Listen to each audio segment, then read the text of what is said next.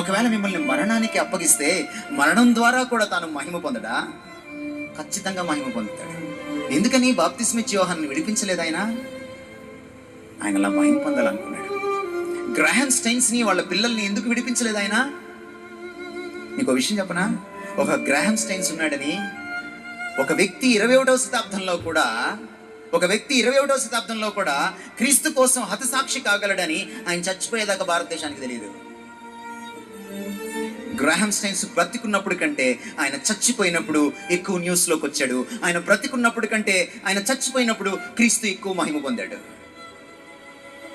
కొంతమందిని ఆయన తప్పించి మహిమ పొందుతాడు, కొంతమంది ఆయన మరణానికి అప్పగించి మహిమ పొందుతాడు. యేసుక్రీస్తు శిష్యుల్లో ఒక్కడు తప్ప అందరూ హతసాక్షులయ్యారు. అందులో 10 మంది కత్తివాత పడ్డారు, ఒక పేతురు తప్ప.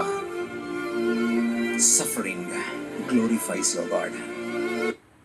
ఒకవేళ మిమ్మల్ని మరణానికి